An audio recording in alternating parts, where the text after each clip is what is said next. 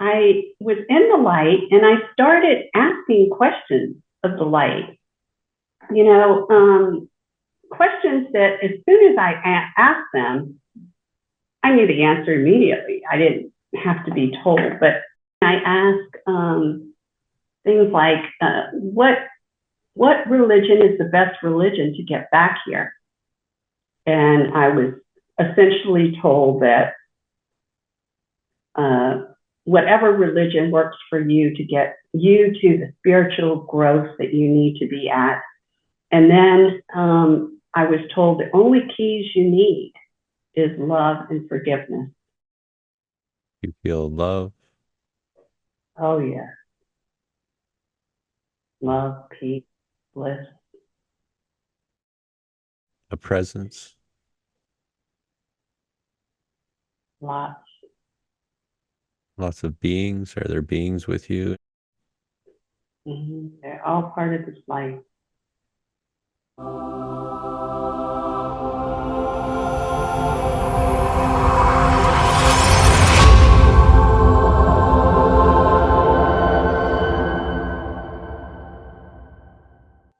Hello, I'd like to welcome Mary Kelley from Palm Coast, Florida. Mary had a near-death experience when she was 5 years old due to heart complications, and another near-death experience when she was 44 years old. And Mary is here today to share her story with us. And in a little while, we'll dive into some hypnosis to make contact and explore that presence that she experienced on the other side. Welcome, Mary. Where would you like to start off? Well, I'll start.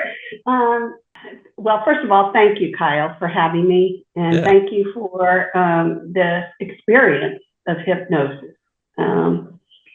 But when I was born with a congenital defect, which is a cardiac defect that causes arrhythmias and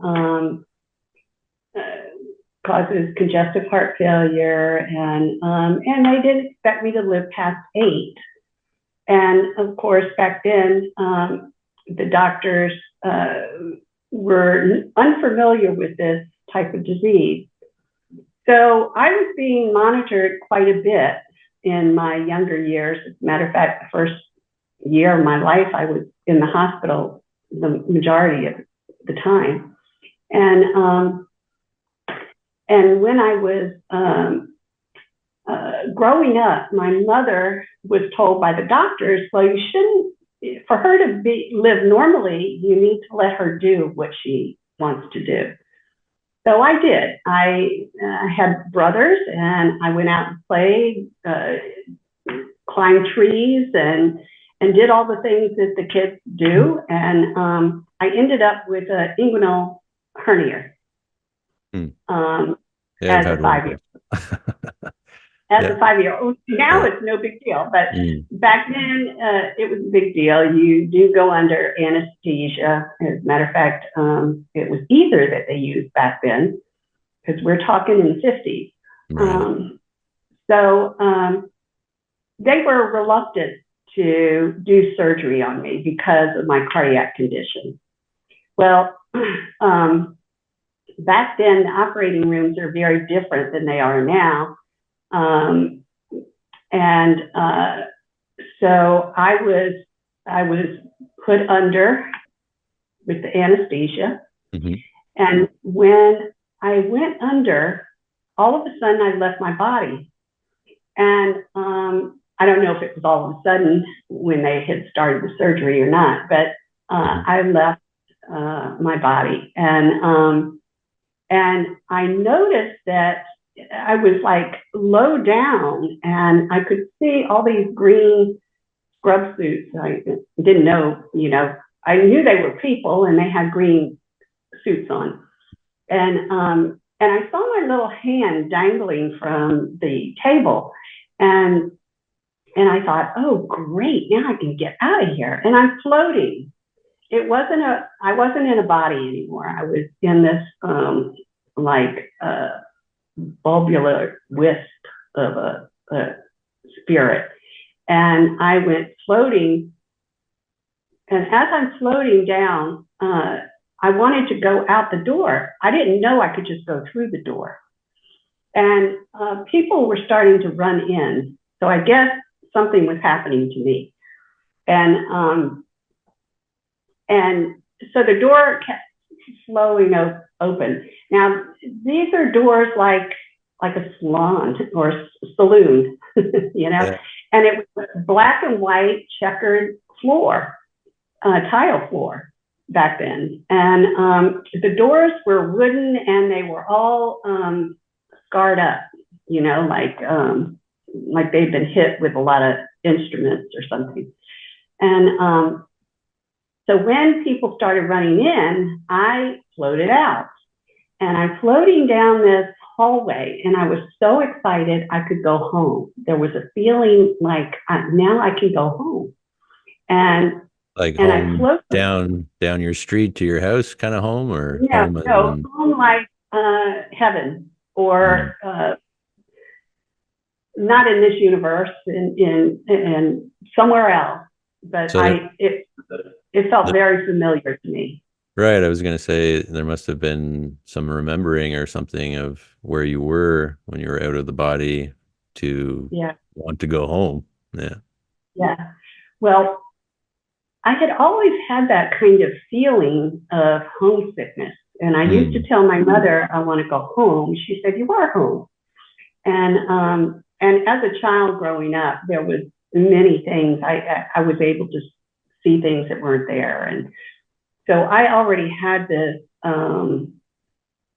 ability to be sensitive. And so I knew I was going to go home. And in the distance, there was a doorway and from the hall.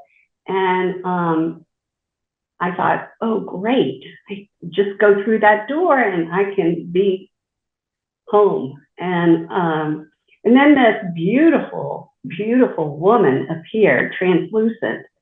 And she had long black hair and a veil. And to this day, I believe that was Jesus' mother, Mary. She had this sparkling gown on, and she looked at me with a beautiful smile, and she was huge. She was the entire wall. And she said, you have to go back. And I said, I don't want to go back. I don't want to go back. And she goes, but you have to go back.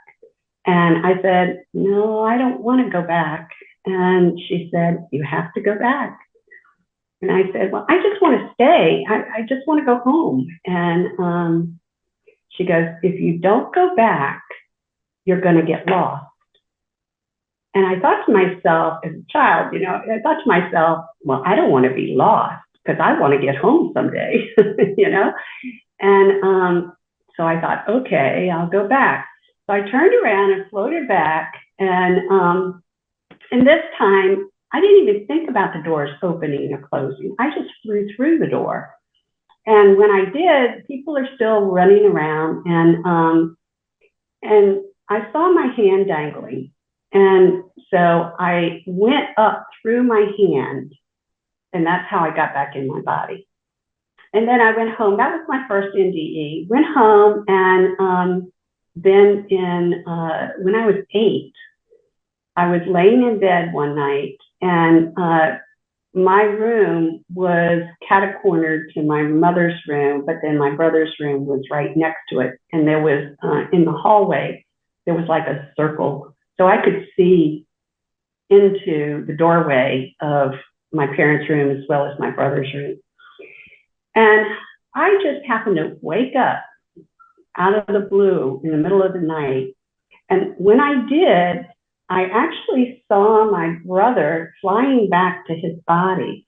And he was in a bulbous shape as well, with a little whisper and the outline of the face in the bulbous part.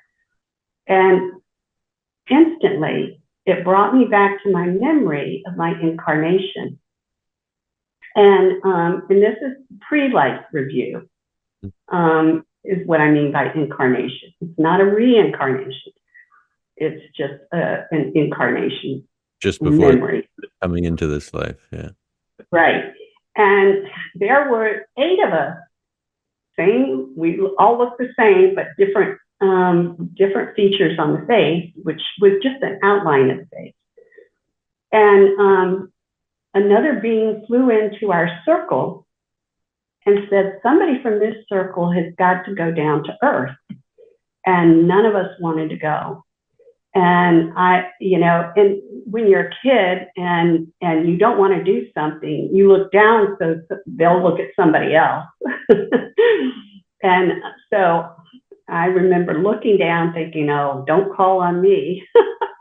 Right. And they said, because it wasn't a he and it wasn't a she, somebody from this circle has got to go to do this certain thing. And I didn't remember what that was for ages. I finally have slowly started to remember that when I was, when I was in my 50s, I think. So they said, somebody has to go. So I said, I don't want to go, but nobody else is volunteering, so I might as well volunteer. So I said, okay, I'll go. But I said, but I don't want to go alone. And 2 beings down from me said, okay, I'll go with you and help you. And I said, okay. So then another being flew in, not into the circle, but close to the circle. And I had to fly out of the circle. And when I was there, that's when my entire choosing to be male, female, what race I was going to be, what nationality I was going to be, every time I made a change, and I changed a number of times, they said, okay, so I changed. You got to pick one of them. Yeah. So I changed and decided to be a female and Caucasian. And so then every time I changed, though, my parents would change according to the geographical area that I was going to be in. So, so that was set. So then I got, I asked some questions. I asked some things that I wanted. One of the things I asked was that I would return to the memory of death, which I did when I was 8. So the other thing, and then I asked, not many demands or anything, but asked if certain things could be done, and they were done, and I have gotten those. Then all of a sudden, I started seeing this like a movie of my pre-life review, and different paths that I could take. Either I could go this way or go this way. This way could be a little longer and harder. This way could be shorter and easier. But I always get to the same outcome. So, and then there was a number of times the being asked me, are you going to be able to handle this? And when you were up there, when I was up there, it was like I could handle anything. Right. And Yeah. I said, oh, of course I can handle that. But then they said, okay, well, if that's what you want, meaning I want to be female, I want to, so then you have to go right now because your parents are ready. So I flew out, and I mean, I'm soaring down the universe, and I looked back up at the circle, and I said to the being that said they're coming, I said, hurry up and come. And they said, I'm right behind you. Well, my brother is only 13 months behind me. So he did. He came, and my brother that I saw fly back to his body did come. And I think that remembering that pre-life review, and a lot of it, I'll remember something as it's happening. I'm sure everybody's had deja vu. And I believe that what you're remembering is your pre-life review, because I do believe you have one. Yeah, I agree with that. Yeah. Yeah. Then when I was 44, I lived past 8.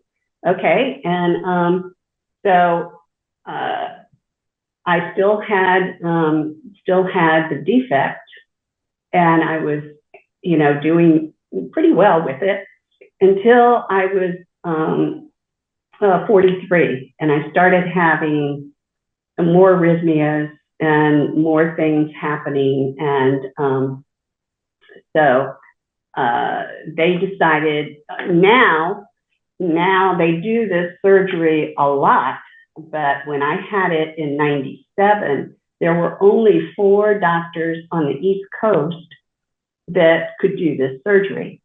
And 2 of them were at Johns Hopkins. One of them was at Duke. One was at Johns Hopkins, one was at Duke, and 2 were in Virginia Beach, where I lived, which is coincidental. Mm-hmm. So anyway, after I had the surgery and everything was good, I went back to work. I was working, and then in May, I had gone to a conference in 100 miles from my house with 6 other girls, and during that conference, and it was an energy medicine conference, in that conference, I felt this huge energetic shift in me. And I thought, wow, that's strange. And I had this overwhelming feeling of love for everybody. And but my abdomen started getting more and more painful. And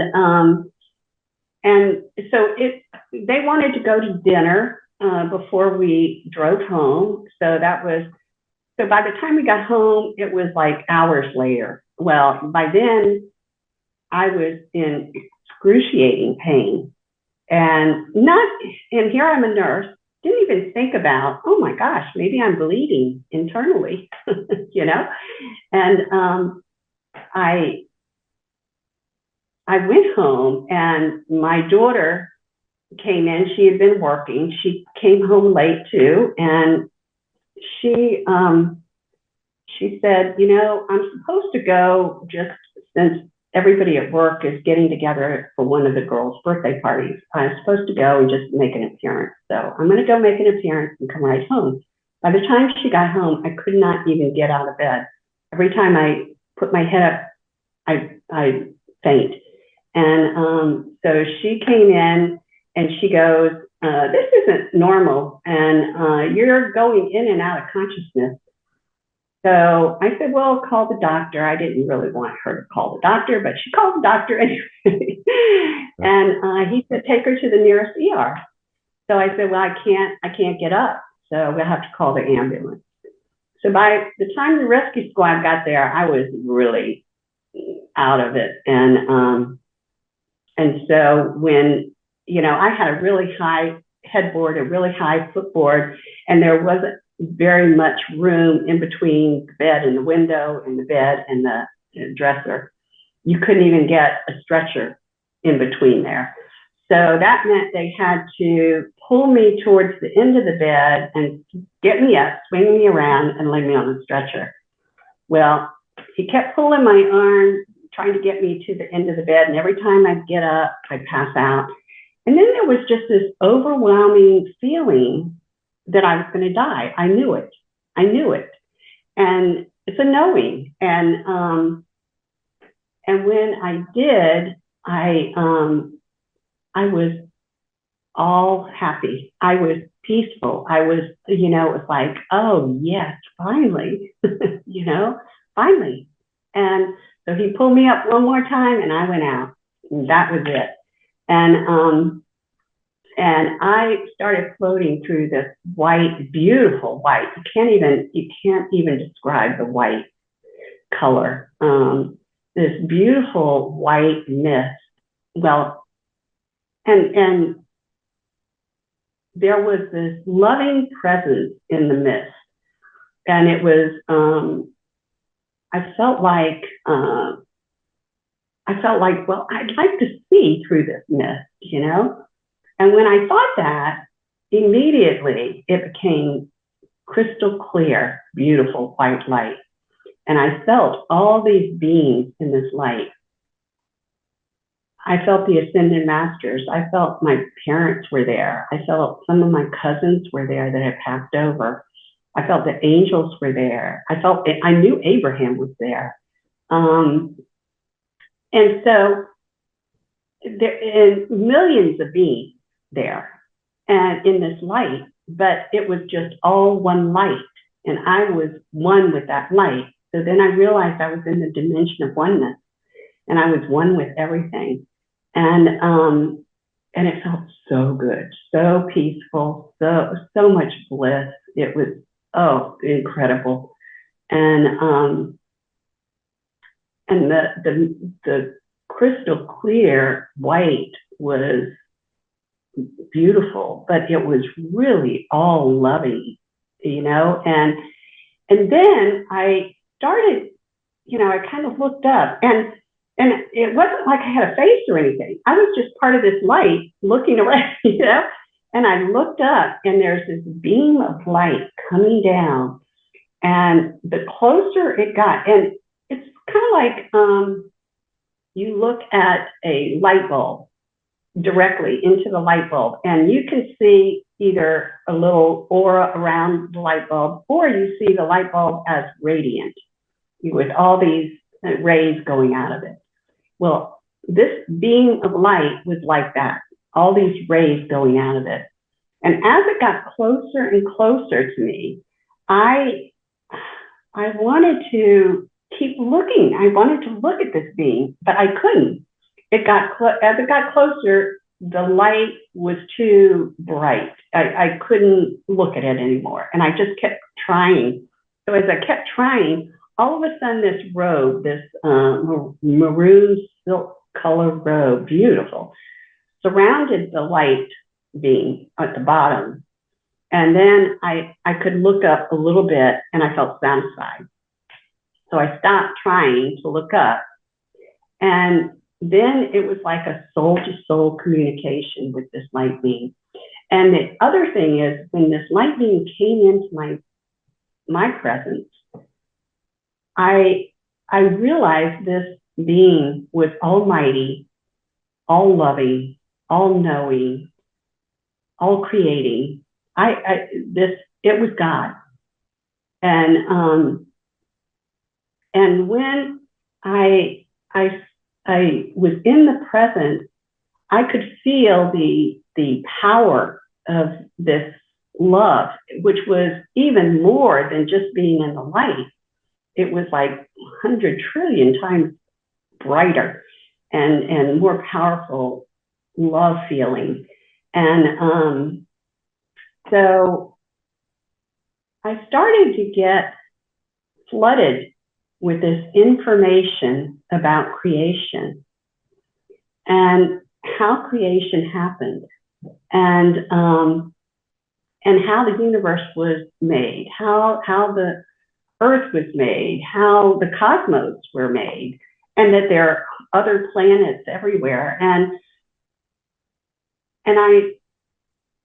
this is something that I wasn't able to take back with me, but I kept saying, I remember saying, oh, that's why that happened. Oh, I totally understand. And it was not like the Big Bang, because as I'm saying, oh, that's why that happened. Oh, I understand now.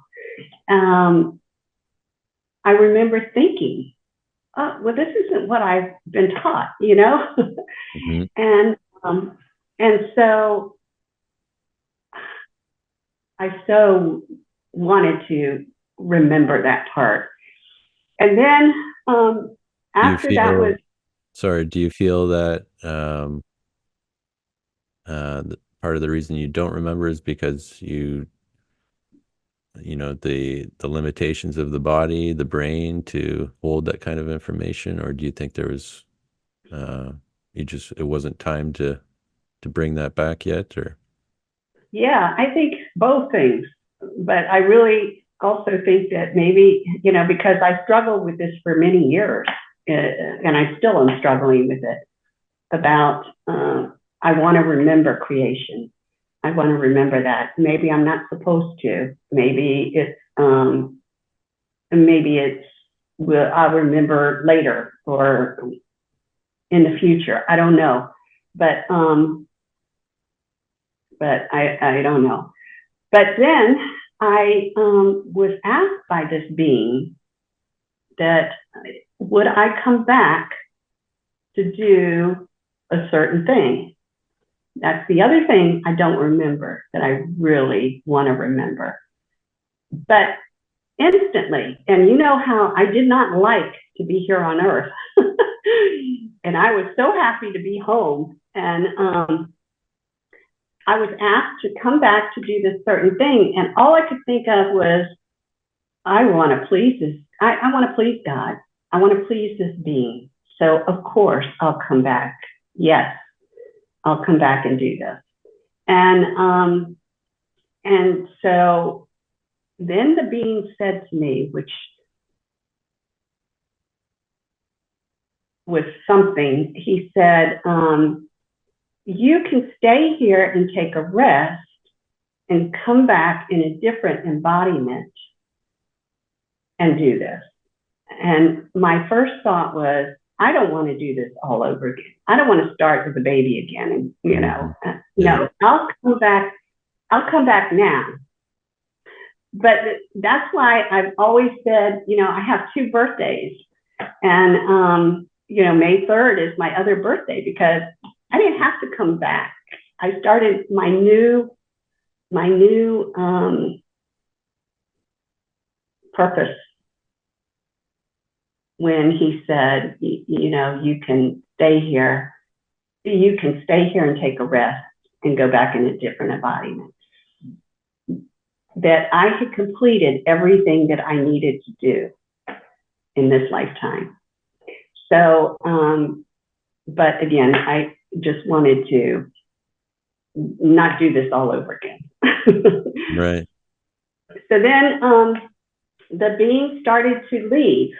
And for a split second, I thought to myself, am I going to be able to do this? And I looked up and I asked, soul to soul communication, and the being just kept on going. So I didn't get that answer either. But then I was in the light and I started asking questions of the light, questions that as soon as I asked them, I knew the answer immediately. I didn't have to be told, but I was being communicated by this light to me. And I asked things like, what religion is the best religion to get back here? Meaning to the light. And I was told that there isn't one religion that will get you to the light. The way you get to the light, if a religion helps you get to the light, then that's the religion for you, the best religion. Because that's what I asked. What religion is the best religion to get back here? And I was essentially told that whatever religion works for you to get you to the spiritual growth that you need to be at. And then I was told the only keys you need is love and forgiveness. And I remember thinking to myself, that sounds so easy, but that's so hard, And because it's not just love and forgiveness for yourself, it's love and forgiveness for everybody. And being in the dimension of oneness, being one with everybody, we are all one. God is in you, you are, and God is in me, it's the same God. And so, anyway, I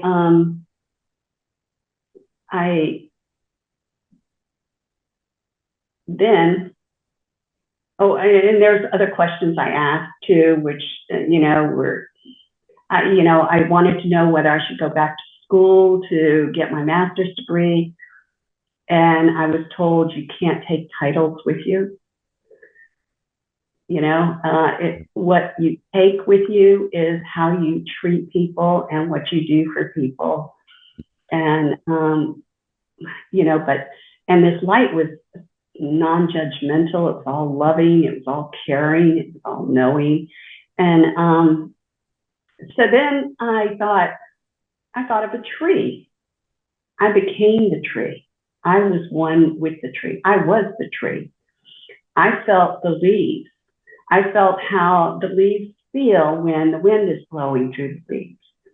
I felt the water coming up from the ground in my roots up into my bark. I felt how the bark felt when the branches were rubbing. But the most incredible thing that I felt was the emotion of the tree. I felt how happy the tree was to be able to talk with other roots of other trees, how happy they are when somebody comes up and hugs them, how happy they are when they're drinking their water. It was incredible. It was just beautiful. And then I thought of a dog, and I became the dog. And I realized how it felt to have the dog wag its tail, so happy to see you, and the whole body shaking, and the unconditional love of the dog, and how loving a dog can be. And then I thought of water, and I became one tiny little molecule in this vast ocean of water. And I was floating back and forth with the current.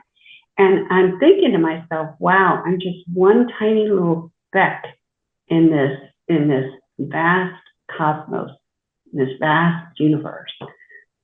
And so then I pulled back and I thought, I'd like to feel the light. I'd like to be one with the light. And I was one with the light, but all of a sudden this surge of energy went through me and back through me. And it was just like, wow, it was so powerful. And it felt so good. I said, this feels so good. I could stay here. Well, I already agreed to come back, right? Instantly, I was kicked out and I was on the ceiling watching them work on me. So, and then I had this expanded consciousness for so long. I mean, when I came back to my body, I was watching them work on me on the ceiling, and one time the EMT hit my abdomen and it jolted me right back to my body. But I could feel how everybody felt when I was on the ceiling. I could see my daughter downstairs, hysterical on the phone, calling my brother saying, "Mom's dead, Mom's dead." And she was hysterical. I could feel the panic of the EMT guy and not knowing what he needed to do. I could see the other EMT guy in the ambulance pulling off IVs and stuff. And I felt his panic. And then when they got me to the hospital, I could feel everybody's, I kind of knew what they were thinking. I knew what they were doing. And then they moved me to ICU, and I moved my leg, because what happened was, since I was bleeding so much in my abdomen, they had to reverse me. They had to reverse the blood thinner. So they were giving me fresh frozen plasma and a lot of blood. I ended up with a blood transfusion reaction. And and they got me to the ICU. And when I moved my leg, it threw the clot and broke off, and I ended up with bilateral pulmonary embolus. So, but I was in the right place. I was in ICU, so that was good. Right. But there was times in the ICU that I knew what the doctors were saying out, or the nurses were saying even out in the outside of my room in the nurses station. I knew what they were thinking when they walked into the room. And so this expanded consciousness lasted a long time. I was in ICU for about 5 to 7 days, I can't remember. And then I went to a step down unit. And in the step down unit, I still had this, it wasn't as expanded, but it was still pretty expanded. And then all of a sudden, and I was in a private room with the door shut, and all of a sudden I started getting really nauseated and really feeling like my blood pressure was losing. I was losing my blood pressure again. But I knew it wasn't me. And that lasted for about 40 minutes. And there was a couple of times I was going to call the nurse, but then I knew there was something going on in the floor and everybody was busy. And but I didn't know what. And then all of a sudden in my room comes this yellow beam of light and through the wall. And they were at my footboard. And I knew that somebody on the floor had just passed over. And I said, well, just go towards the light. And instantly I felt fine. I had no more nausea, no more. So I was picking up him. So then when the doctor came the next morning, I said, you need to get me out of here. I will come back if I need to, but I was picking up too much. So, So you were saying that's kind of your process of helping people to heal, is that you're kind of an empathic healer, where you kind of take on their feelings and their yeah, sicknesses, and then you're equipped to manage the sickness, I guess, when they come to you or you go to yeah, them. Yeah, interesting. yeah. So that was my NDE, my 2 NDEs. But there was many times that I wanted to remember, number one, the creation. And I wanted to remember what I'm supposed to be doing now. I have an idea, but I'm not so sure that that's just my idea or not. All right. Well, thank you for sharing your story. It's fascinating and healing, I think, for anybody to listen to. Yeah. Are you ready to dive into some hypnosis? I am. Okay. Yeah, so it's pretty straightforward. You just have to get comfortable in your chair, readjust yourself so that you're in the zone, and you can close your eyes when you're ready, and we'll get Okay. started. Okay.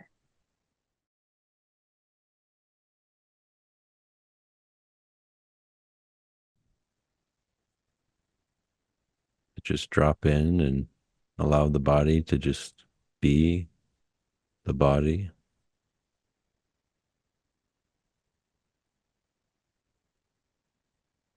To unplug from the personal stories, from the day-to-day living.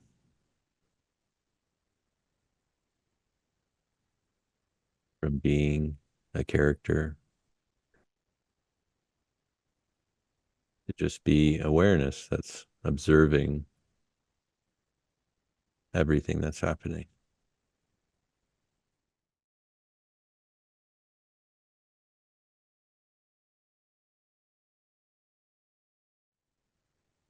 You tell me what you're feeling, what you're experiencing.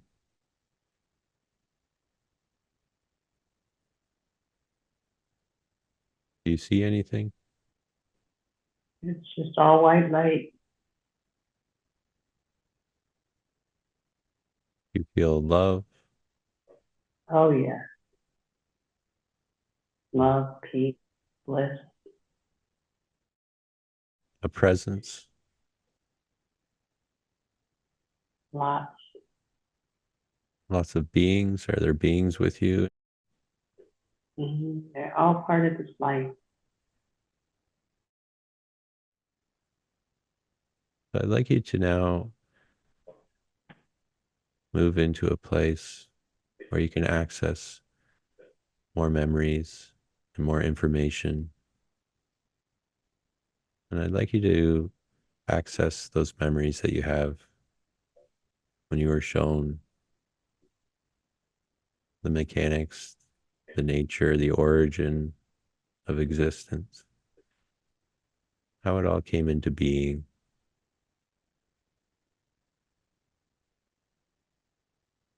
how it all just made sense.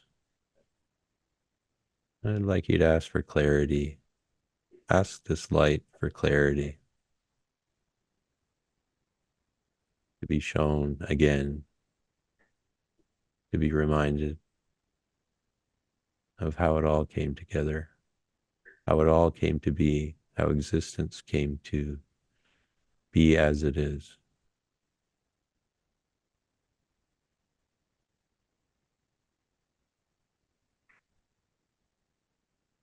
It feels like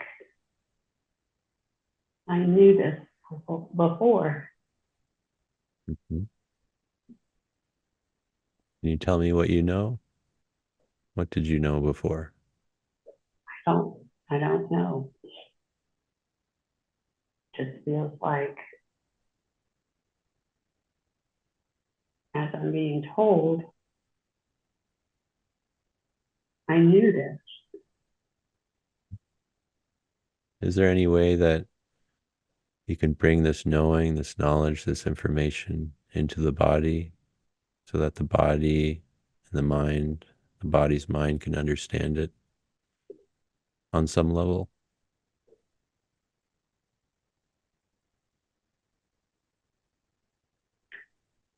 I just feel it imprinted on my soul.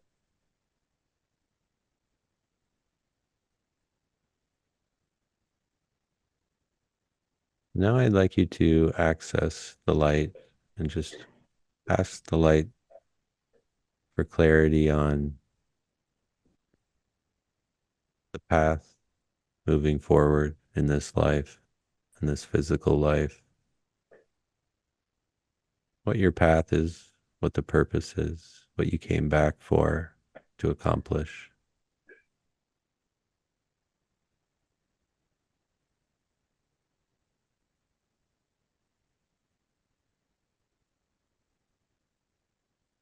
You have a sense that your present path is already unfolding exactly as it should be. You know, it feels like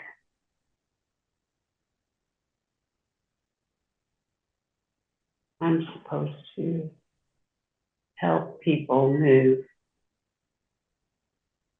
to the awareness of enlightenment.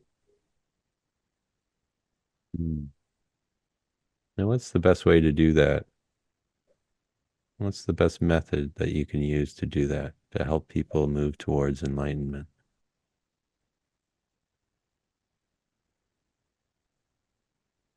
You have access to these techniques or these methods of healing that can help move towards enlightenment.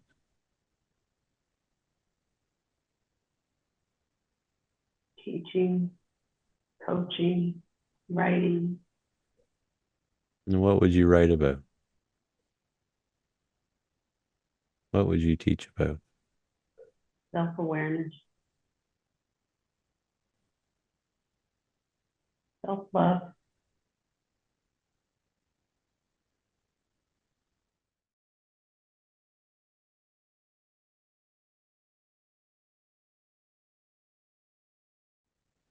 I'd like you to ask the light again just on a heart level,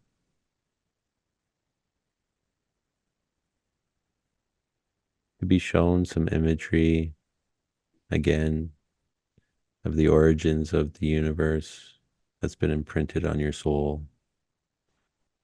And if you receive those images in dreams moving forward, or in any way that your mind can best receive them, be given that information in a way that you can receive it most easily moving forward.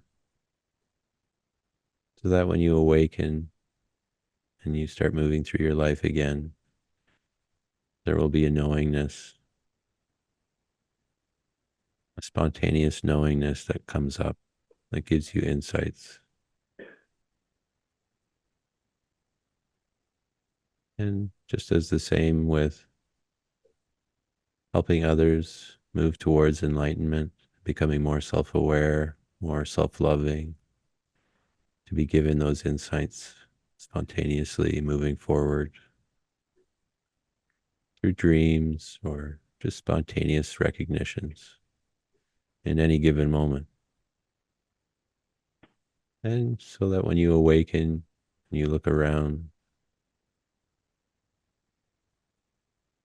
you'll already start to feel a new understanding in you.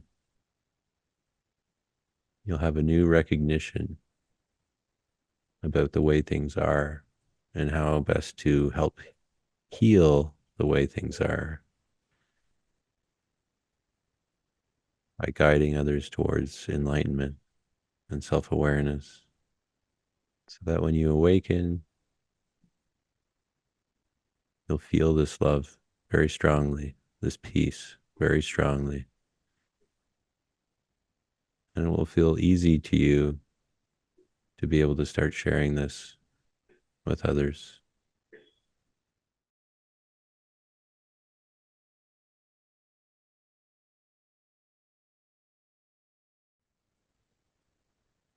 And 5, you can open your eyes.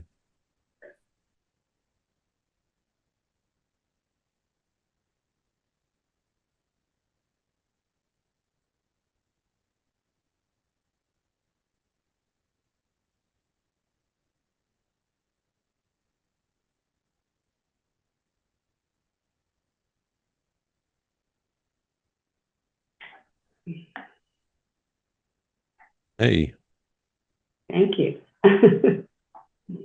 yeah, how do you feel? I feel like I'm still not grounded.